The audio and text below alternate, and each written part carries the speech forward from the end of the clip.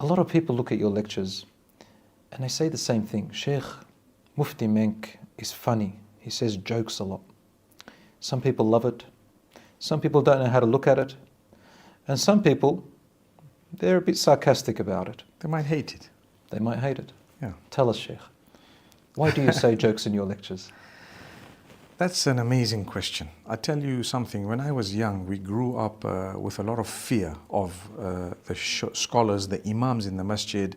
There was a distance, even though my father, an imam and a scholar and a mentor, but very strict. And initially, it was so difficult to communicate. I saw a clear gap between the scholars and the masses.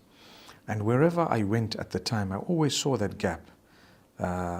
And I always told myself that I'd like to bridge this gap. There needs to be something. You know, we scholars are looked at as harsh people who never smile. They're always attacking people. You know what? You got to say a thing or two, especially for the newer generations. And I think I'm probably similar to you in age, if not maybe a little bit older. Wallahu a'lam. A little bit older, Sheikh. There we go.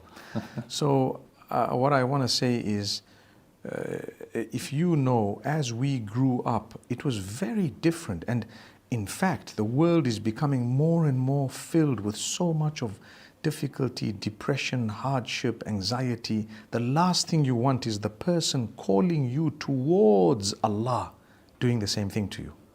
So I say, you know what, keep it light. And, you know, I'll still crack a joke, a little bit of wit, a little bit of banter now and again.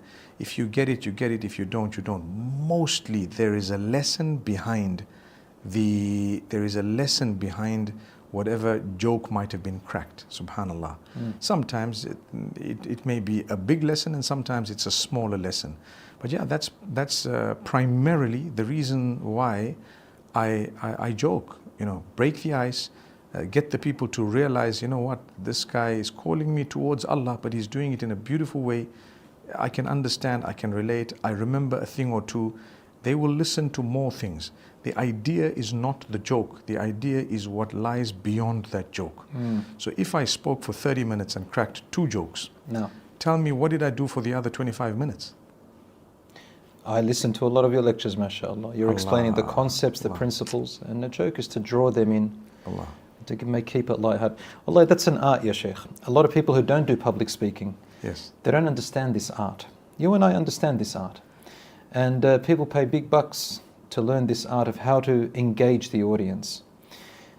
Would you say most of your audience are young people? I think so, but I think I've cut across the age divide.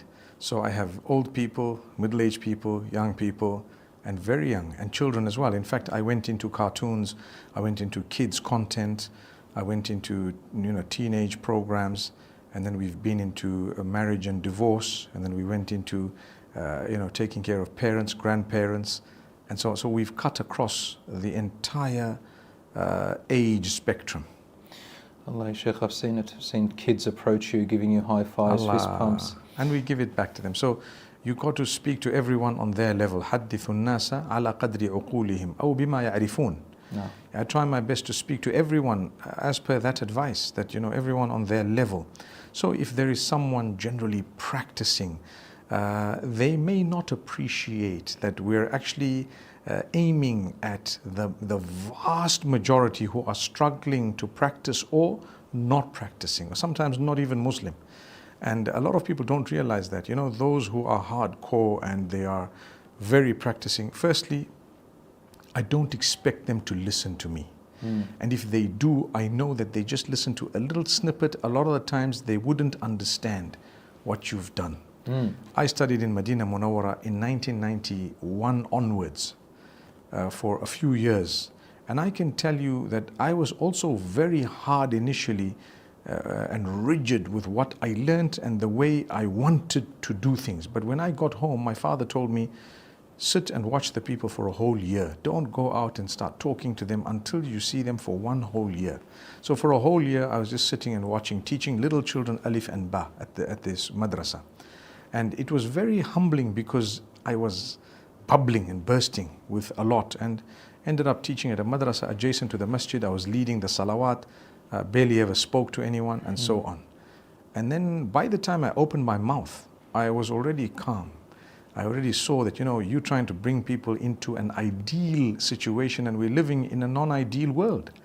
So it's really a beautiful experience to have had someone who's an expert in addressing people, discipline you and your own wishes at the same time, bringing the two together. Yeah. Like Sheikh, similar to you when I first started about maybe 26, 27 years ago. Similar, mashallah. Very similar. I was pretty fiery. Yes. And as time went on, you kind of ease up a little bit. You change your approach as you know the people. Yes, so people say you watered down. We've never watered down. We've just changed approach. And yes, there may be certain things that we might be more accommodating regarding because of how we've learned about evidences of difference of opinion that we did not know before, and we are bound by evidence. No. So if someone shows me an evidence to prove a certain rule or ruling, I will acknowledge it, even if I feel that it may not be the most correct, but there is a scope of it being correct. Leave it be. It doesn't mean that what I always said is the absolute truth, when there is evidence otherwise. And this is the reason why we have ikhtilaf among the Sahaba, among the Tabi'een, among the A'imma, among the scholars. It's okay for as long as it's within a certain scope. So I know that over the years we face criticism from people who are not experts in the field of da'wah, or they may be very, very knowledgeable and we look up to them in a way, but they don't know the field you are working in. Yeah. I think I can relate with you with that. I was raised in Australia, in the West. Yourself, Sheikh. In Africa, basically. Africa, and you've travelled the world, and you understand. Yes. The more you meet the people, you do realise that the approach and the language that you have to use with them has to resonate. Definitely. Some people don't understand that language, subhanAllah. I sat with you, Sheikh, many times. And we went through the whole Aqeedah. And I find that your Aqeedah is from, mashaAllah, it's sound and safe. Ahlul Sunnah wal Jama'ah, alhamdulillah. May Allah Almighty grant us all acceptance, and I've sat with you many times, and just for interest's sake, I first got to know you from Brother Azad in Sri Lanka. I do remember that time. Yes, and he told me Bilal Asad, and I said, who's that? He said, he is someone from Australia. And I knew that, well, if he relates to this person, it means he must be someone. And then I heard some of your lectures back in the day when you used to wear cotton Turkish style kufi on your head. Yes, I wore that. Yes. Like your one? No, the one made of like cotton, the woven. Cotton. Yes, woven. Yes. And it was and I saw this young guy, strong looking, and the speech was always correct in the sense that I agreed with it. Mashallah, mashallah. I said, okay, this is a good guy. And I always have an eye for people who are beautiful in their approach and don't compromise, but still they are understanding and accommodating of different temperaments, of different types of people, and they don't just bash everyone. So I have an eye for those people, and I found quite a lot, and mashallah, they're like-minded in a great sense, and that's why we enjoy the interactions.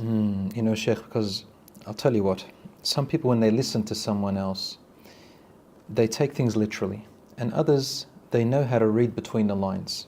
They understand what this person is actually saying. I've listened to you very carefully and found that, subhanAllah, I understand what Mufti Menk is doing here. You're saying something in a way where other people can take it, and then you'll build on it afterwards, and then third time, and then fourth time, and help the people go step by step. Because, as we say, بَشِّرُوا وَلَا تُنَفِّرُوا يَسِّرُوا وَلَا تُعَسِّرُوا, as the Prophet ﷺ said. Give good news and glad tidings. Don't give bad news all the time and negativity. And make people happy, don't make them sad. And sometimes we may say something, and people may take that completely out of context. Say, no, you meant that. Sometimes I look and say, no, I didn't mean that, subhanAllah. You should understand what I'm trying to do with these people. Yes. We live in a time where young people are suffocating, they're drowning. And unity is very, very important between us. We have to work together. And that's why I'm here in the UK with you, and Sheikh Omar Sulaiman, Sheikh Abu Bakr Zod, and the rest, Sheikh Wa'il. And people are so excited to see how we're together. Because people are, why do you think, Sheikh? Why do you think people, we had so many comments in our hugs, for example, that we put on Instagram. Why do you think people are so happy to see this unity and this brotherhood? A simple reason. Tell us. there is too much of the opposite out there. It's unbelievable to see this happening when everyone is just bickering, fighting, squabbling. You know, it's a war out there between not just scholars but even general Muslims. You know, people. I mean, there are a few things. One is this qadiyya al-Falastiniya, which is our qadiyya. Yeah. This whole Palestine thing is our problem. It's our issue, right? And we take it seriously. And the way the infighting amongst the people, just pointing fingers at you did and you didn't do and you're not doing and you're doing and you're not doing and you're supposed to be doing, that itself is already a show of frustration. So I excuse people, and I was saying people don't know what we've done and they haven't listened to the lectures. They say, you've never spoken, you've never done. I have. And what am I supposed to do? Answer you back to say, no, I have or no. If you haven't heard it, remember, it's not my problem. And another thing is, there are other things that I have done that you cannot do. Yes. I don't tell you, you didn't do this, you did, because I know it's not in your capacity. It's okay. It's a big responsibility. You have to understand the people you're talking to as well. Yes. I've sat with you a lot, Sheikh. Allah. And I know, alhamdulillah, that you call to the Kitab and the Sunnah. Allahumma lakal hamd. May Allah make it that way. We're Alhamdulillah. open to correction. No. We're open to correction. And we always correct each other. Yes, We are it's open. true. We do. And this name calling, وَلَا تَنَابَزُوا بِالْأَلْقَابِ, and Allah subhanahu wa ta'ala tells us, don't call each other names. Advise one another, wanting the best for your brothers. This is how we have to work together. Wallahi, I love all my brothers and sisters, even those who possibly will Say do bad the things. wrong thing and say the bad things. We want the best for each Yes, other. I think that's how 100%. Rasulullah Yes, that's sallallahu true. alaihi wasallam was. It Shaykhna feel- al-Habib. It feels like a letdown sometimes. Feels like a letdown, but at the end of the day, we want to please Allah subhanahu wa ta'ala. Absolutely. Absolutely. And Allah. our hum and our worry is the ummah, the community, these young people who are just searching for any identity.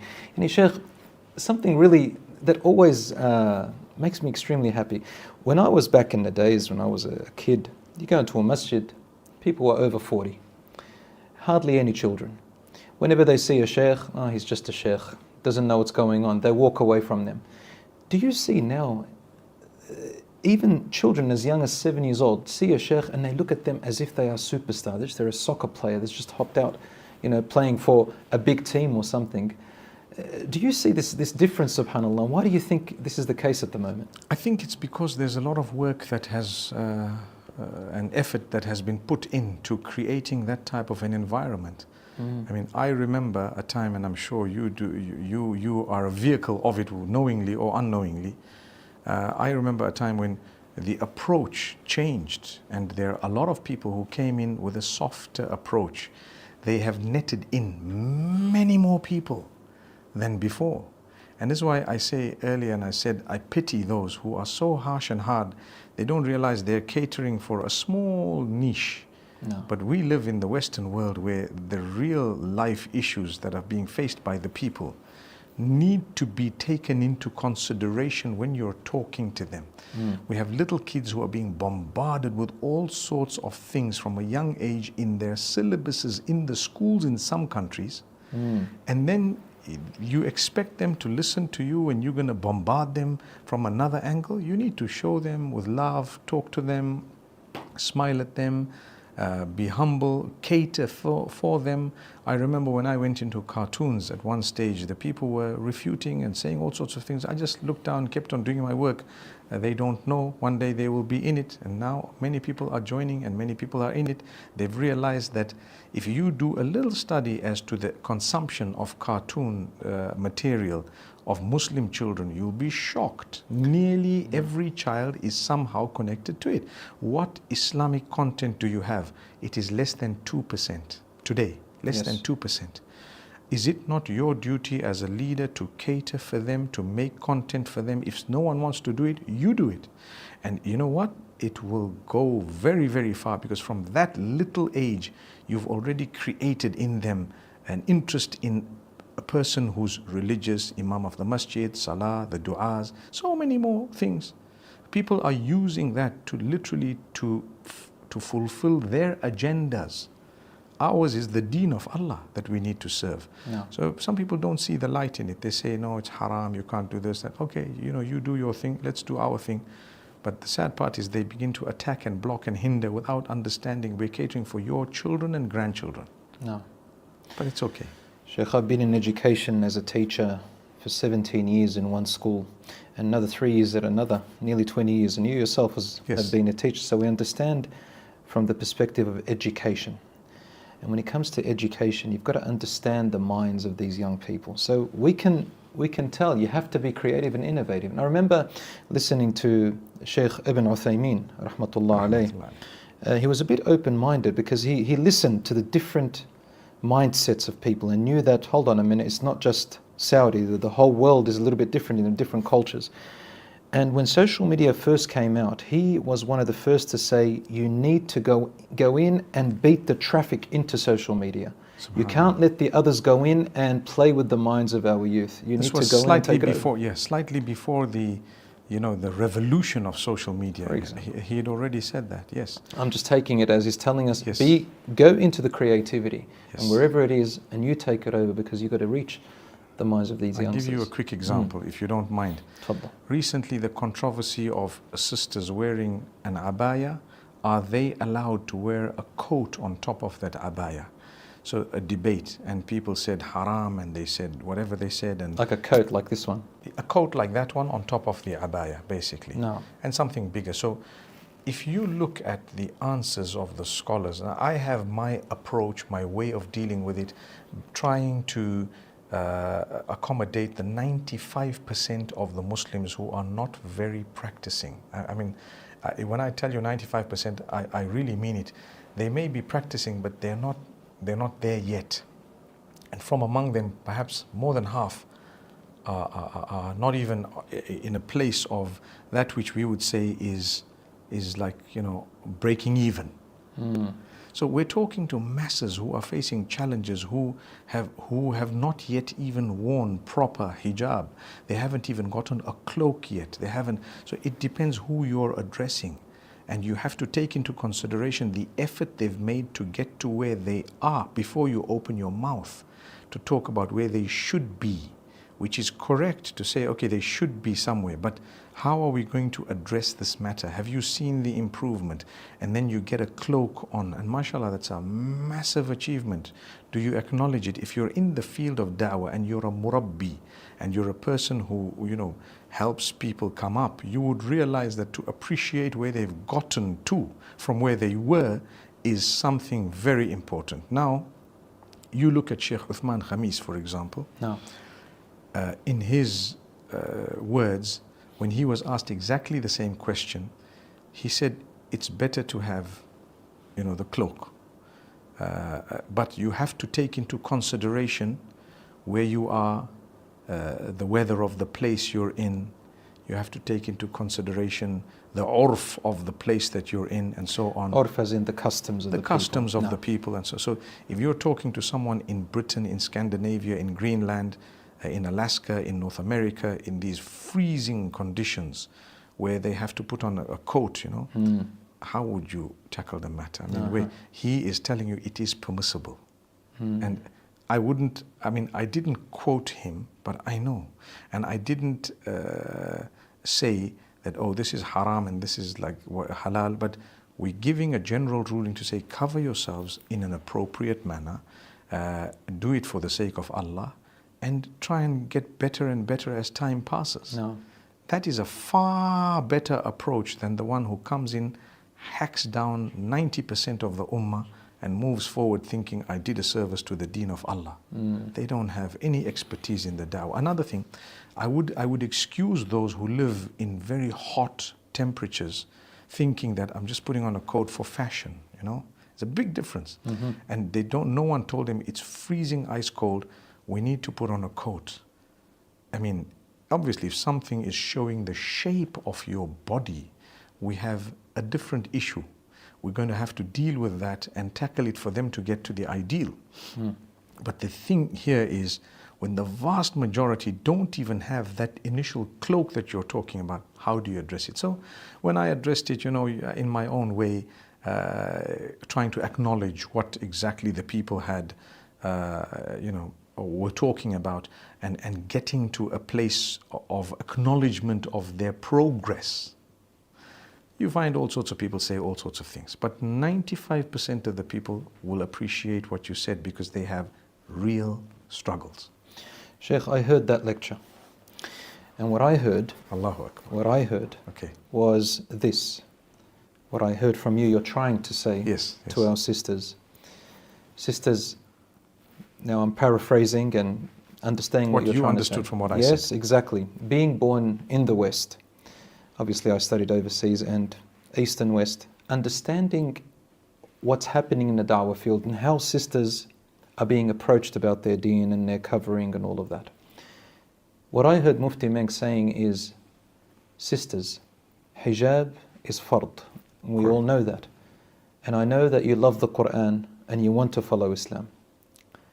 And that you will hear so many different approaches from different people on the internet. And I know that it's making you move away because the approach of a lot of these men is harsh to you. So I want to take this with wisdom.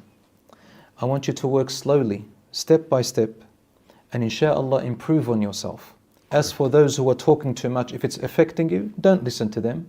What matters to you is to please Allah subhanahu wa ta'ala. Correct. So long as Allah is pleased with you, then you think about that and do that. As for the people, if it's affecting you to move away, no, don't listen to them.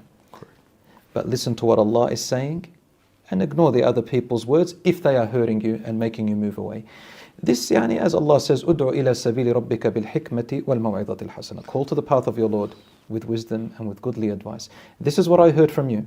But not everybody can hear that unless you understand the people. One problem also that we're facing, I thought of it while you were talking, is the new clips that you have on social media sometimes do not cover the topic. So it's a little bite of what you said, a few seconds, 30 seconds, a minute, sometimes 2 minutes. Important point. So the people who are refuting you, they write, they publish articles, they write page upon page, book upon book against a clip, claiming that you said this, but they didn't bother or make an effort to go and listen to the entire talk, where it was delivered, who were being addressed, and what was the entire context. If they bothered to listen to the 20, 30 minutes, they would appreciate, if they had a clean heart. Unfortunately, today you have these guys who hold a PhD in refutations. And what they do is they sit, they listen to a clip, and they create content in order to whatever. I pity them again because they're not experts in the da'wah. They haven't really achieved much besides refuting others. And then the worst part is they'll take a clip of someone who might have said, oh, this is how it should be, from one of the scholars, and they say, oh, this guy is like this and that guy. They wasted their whole life talking about someone else. May Allah subhanahu wa ta'ala never make us from that party.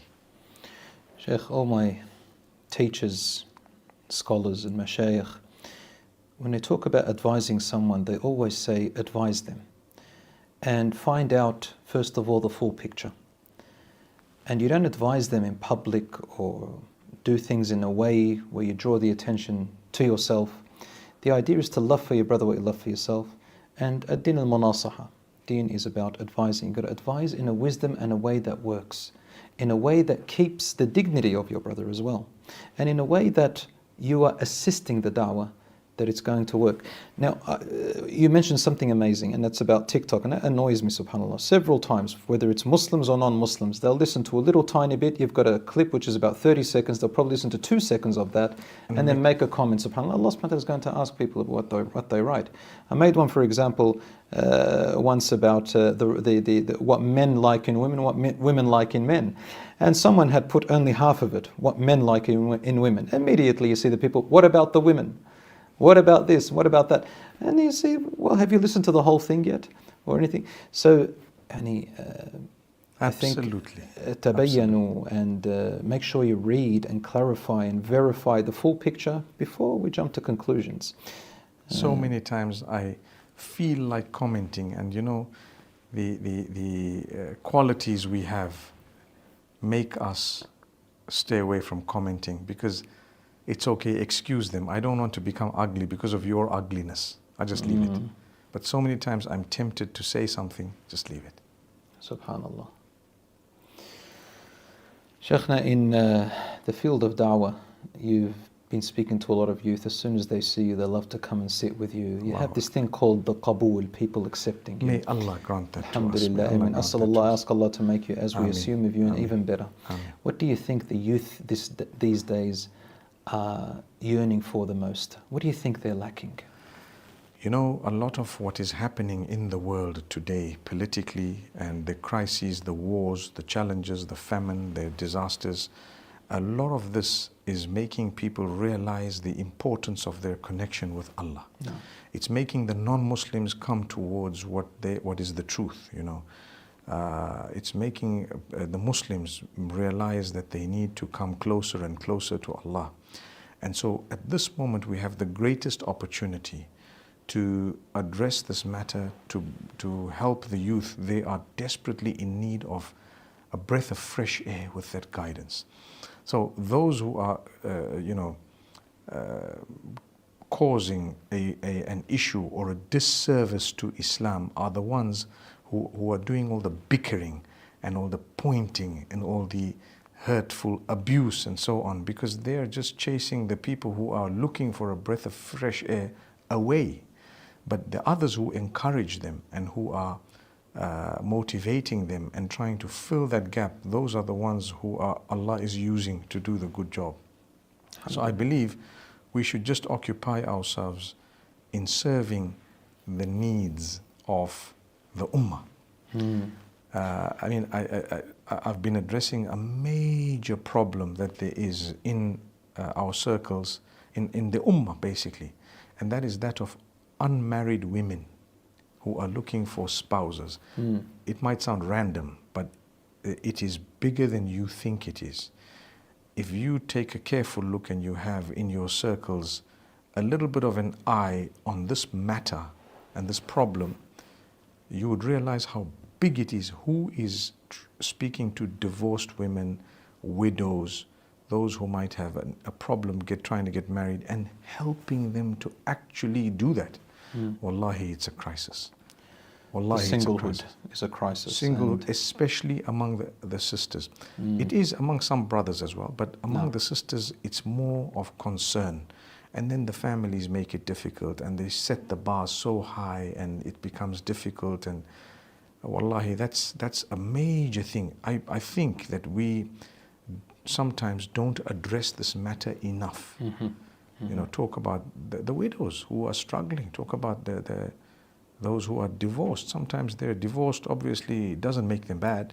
Sometimes that was the only thing that they could have gone through. I mean, yes, every single divorce has its own reasoning and so on, but I'm talking generally, we help these people up. That's just one crisis in the ummah. We have so many more. We have those who are disabled, those who are challenged, those who are disadvantaged in one way or another. Instead of sitting and refuting people, do something. You know, why don't you start up something to cater for people who are disadvantaged, people who have some form of problem? You help them in the problem. But no, some people just choose, sit back, I don't want to work, and I don't want people who are working to work either. I'm going to attack them, and I'm just going to sit and chill. It's a different thing if you're doing a humongous job, you know, and then you want to say, brother, what you're doing is wrong.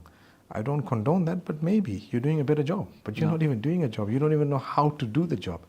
It's like a guy sitting back and telling the mechanic, you know what, you don't know how to repair the car. But he doesn't know a thing. He doesn't even know how to lift a spanner. May Allah subhanahu wa ta'ala make it easy for the ummah. A very good sheikh who I know about once met Sheikh Kishk. If you ever heard of Sheikh Kishk, Allah yarhamu, from Egypt. And Sheikh Kishk had said something, and this sheikh said to him, it was still new, said, what you said is wrong and it's weak hadith and so on. And the sheikh said to him something important. He said, تعلم قبل أن تنكر. Go and learn first of all and gain this knowledge, understand the whole area before you oppose. And truly he went. And knowledge is not just knowledge, this is wisdom and understanding people, as you've been doing, Sheikhna. Sheikh, you know, I've been in the school system for a very long time, as I said before. And I see that young people have an identity crisis. And I see that those who have identity crisis, there's dysfunctional families, the relationship between the father and mother and the children. the involvement in children's lives, the communication. Sometimes if I see, for example, a student reach year 11 and still they're asking me about istinja or they're asking me about ghusl, boys and girls, I wonder to myself, where is the communication relationship with their parents? You mentioned before that singlehood and marriage is a problem because parents are not helping much. I once heard a really good lecture from you, Sheikh, and it resonated with a lot of young people, advising the parents in how to allow their children to open up and talk about these matters. What do you advise the parents? How should they communicate with their parents about this? Do you advise them to open up topics about sexuality, for example, and marriage, and love, and liking? Firstly, I believe that as parents, we must invest in our children. If we don't invest, why did we have those children? So number one is time. Even if you're just around, the fact that you're there. Number two is to try to communicate, to be there to help them, to play with them, to show them, to guide them, communicate. It wouldn't be easy for me to say, speak to them about these taboo topics, but in today's world, I have to say you must speak to them about it or get someone to talk to them about it, because they will definitely get it from somewhere else in the wrong narrative. Mm. And in order to avoid that, you are going to need to address this matter. I try to speak about these things with a little bit of ease. You just throw it in as though it's okay, because trust me, the children of today know much more than you think they know when they're only 5 years old. They pretend like they know nothing. Mm. They've heard about everything that we only learned when we were 15. And they can give you the details of it. Mm. And the embarrassing details, they can just rattle it out to you to say, no, don't try and fool me. You know? So we look like fools to them when we're trying to duck and dive. Don't do that. Get into the topic, talk to them. It doesn't have to be so deep and so often, but they just need to know my dad spoke to me about this, or mom spoke to me, depending on how you want to set it up in your own home, male to female or whatever. Mm. And for as long as they know, when they have an issue, you are the first go-to. Many parents, the children are so frightened of them, even in the modern world, even in the Western countries, that when they have an issue, the parent is the last person they would go to. They tell us, please don't mention this. I want anonymity. I don't want you. I can speak to your parent, I would say. They would say, no, please don't do that. You'd break me. You'd do this. You know, my father's going to kill me, whatever they say. So I wonder that, Allah's going to ask you, كُلُّكُمْ رَاعٍ كُلُّكُمْ مَسْئُولٌ عَنْ رَعِيَّتِهِ. You're all shepherds, you're all responsible for your flock. Here's your flock running away from you, scared of you, frightened of you. How could you do that? When you have, that example is so perfect about the flock, that if there are sheep, one sheep is going away, you should be having sleepless nights, but bring it in, feed them, be with them, no matter what. So I always go out of my way to greet the young, and then the teenagers, even the little children. If you ever watch me carefully, I would go out of my way to give them time, because my son, as he grew up, one of my sons, as he grew up, he used to say, I don't want to come there. I said, but why? Come with me. He says, you know what? I'm like non-existent. And these are sheikhs sometimes that they interact with. And the youngsters saying, you know what, they just ignored me like I wasn't even there. In my mind, I'm thinking, but you're just a child. But then I think, let me tell some of my colleagues, you know what, give these kids a bit of importance. Yes. Greet them. That's the only thing they want from you. Yes. Assalamu alaikum, it could change their lives, because they've looked up to you. That's one of the reasons why when someone says, Sheikh, can I have a photo with you? I try not to deny it. I know it's very difficult. I know sometimes you have to make a plan, you have someone. And look, it may not be ideal, but sometimes you have a woman there. I have certain rules and regulations. Like I said, it may not be ideal. There could be people saying, no, Sheikh, you shouldn't even be doing that at all. But look, when someone's really been impacted by you all their lives, so many things have changed. One day they suddenly see you. In today's urf, they want to capture the moment, nothing more. It's captured. There's no khalwa. meaning there's no seclusion, you're not with them alone, it's in full view of the public, everyone is there, and they want to have the opportunity to say, you know what, I actually met this person who's my teacher, who taught me knowingly, unknowingly for decades or for a long time. I think to deny them that would probably be more difficult for them to digest at times than to say, okay, you know what, there's a table between us, there's a few other people here, there's so much here, you can take a quick picture and move on, you know? And what's the quick picture all about? It is capturing the real life moment that did occur. It's not like I'm doing something absurd. This thing happened in full view of the whole public, you know? And if I pass someone in the aisle in the supermarket and people happen to capture it without us knowing at times, a lot of the times. What if I just knew and I just turned around and said, oh, salam alaikum, you know? I mean, people come to me and say, can you do a video for my brother? Can you do one for my sister, just to say salam? Why are they saying that? Because that person looks up to you. You're going to say, no, haram. Okay, fair enough. You might not want to do it, but if you consider where I'm coming from, you would say, well, if they would really be moved by a little video of me making salam with someone, what does it cost you? إدخال السرور في قلب المؤمن, you know, to instill happiness in the heart of a mu'min, that's one. But another one is to be able to say a word that might help them and encourage them in the right direction. It's not going to do any harm to them. So, like you're looking I at from Bab al-Maslaha wal-Mafsada, you're looking at the benefit versus yes, the harm. And like I said, this is not a religious ruling that has to be this way or that way. You know, it's open. I like I said earlier, I know there is an ideal. We're living in a non-ideal world. We have people out there who are struggling. And it has had such impact on people's lives. Today, there was a youngster, a little boy, I think about 7 years old. Wallahi, he came up to me at the restaurant where we went for some desserts. And he showed me, he said, you know, 2 years ago I took a picture with you by the car, and I saw myself sitting in a motor vehicle, little boy outside, and someone took a picture of us, whatever it was. His name was Yusuf. And he said, can I take a picture today? I said, no problem, come, let's take another picture. Then you can update that one, you know. I mean, it takes time. It's very taxing. I wouldn't want to do it. You know, people say, you're doing it for name and fame. And I tell them, I'm already famous. I'm already famous. So what am I doing it for? Well, yeah, Sheikh, throwing accusations at someone about their heart. I mean, we know the story of the Sahabi. The Prophet ﷺ said to him, "Ashaqaqta an qalbih?" Did you open up his chest and look into it? He was in the battlefield. He was on the floor and said, "Ashhadu an la ilaha illallah." He killed him. He said, "He only said it out of anger, Ya Rasulullah." It's pretty obvious. Yeah. If you ask everyone in the world, it's pretty obvious. He said, "Did you open up into his heart?" This problem of assuming, Allah subhanahu wa ta'ala knows. Shaykh, I understand where you're coming from. And it is difficult. People who are in that scene, they do understand. People who are not, they're not able to understand. May Allah subhanahu wa ta'ala open their hearts and minds. And may Allah subhanahu wa ta'ala unite us on good always, because the ummah is drowning, as I said.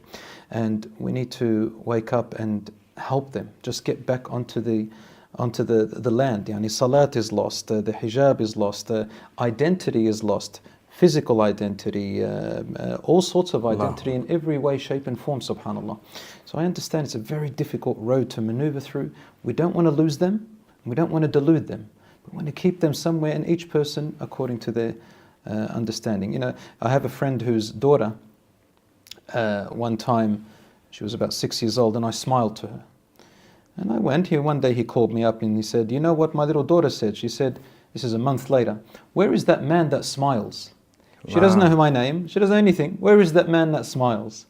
The children remember that. Wow. And this is also part of that. They see a frowning person all the time, they're going to say, "Here, there we go. This is another religion of judgment." And they always frown. They never smile. I might as well go to that celebrity and this celebrity and that soccer player and that footy player and that boxer player and that singer and that whatever, because they make me feel validated and make me feel important. They smile to me. We don't want to lose that youth in a time when, subhanAllah. So Shaykh, wallahi, I understand exactly where you're coming from. I have people from all walks of life and all faiths, and a lot of people from across the board coming, and they actually have the courage, and it doesn't even require courage, but they actually have the courtesy to come and salam alaikum Shaykh, I've really benefited, I follow you, I watch you, I benefited from you, and so on.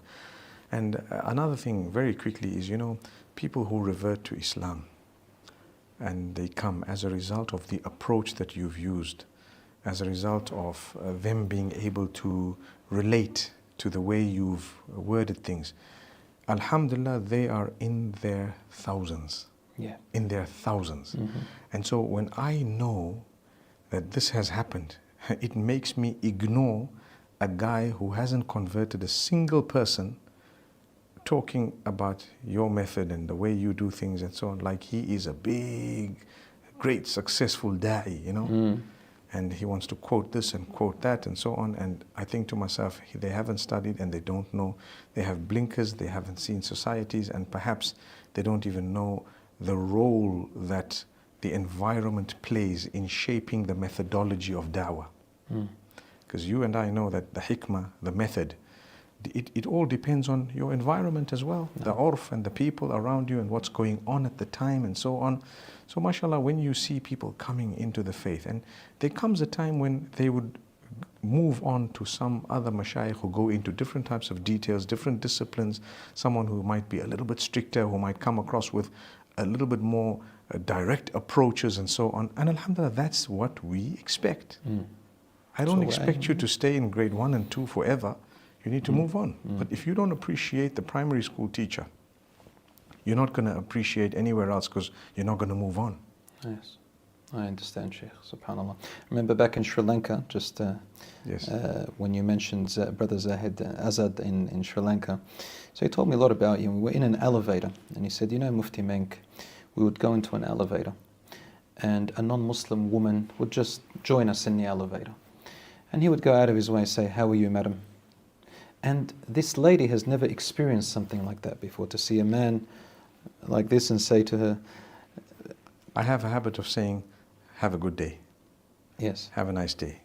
No matter who it is. Why do you do that, Sheikh? For them to have the first interactions perhaps in their lives with a guy who's a practicing Muslim, bearded, robed person. That's all. Let's break the ice. Let's let them know we're humans, we care for you. I didn't even talk about anything. It was just, "Have a good day, ma'am." In a lift it happens often. It happens on aircraft, it happens in public transport, it happens in planes, these interactions happen. I'm always probably very conscious of my politeness. I love to be the most polite. And I tell myself there should not be another person more polite than you. That's what I tell myself. So I go out of my way to be polite to anyone and everyone. Do you know what? Sheikh Bilal, it has, by the will of Allah, changed lives. It has brought people into the fold of Islam over a period of time. Just a little interaction. I've seen the results. So if you're going to try and tell me otherwise, I'm going to laugh at you. And that's one of the reasons why it doesn't bother me really, beyond a certain degree. When people say things, and I know, listen, if you knew what I knew, you'd fight me for what we have. No. May Allah subhanahu wa ta'ala bless you, Sheikh. You too, my brother. May Allah subhanahu wa ta'ala always keep us all on the straight path. May Allah protect all those who are doing the good work. May Allah protect the ummah. Ameen. Ameen, Ya Rabbil Alameen. When are you going to visit us in Australia? Inshallah soon, who knows? Whenever Allah brings us, maybe towards the end of the year, inshallah. Would love to see you, inshallah. Barakallah khair, inshallah khair. Jazakallah khair. Barakallah. It's very late at the moment. We're in the UK, light upon light. We had a big day. We're both very tired, aren't we? It's amazing. Yet the da'wah never stops, inshallah. Barakallah. Jazakallah khair. It was lovely speaking to you, and I hope that whatever we've said, Allah accept from us. And if we've made any blunders, may Allah forgive us. Jazakallah. حفظك الله.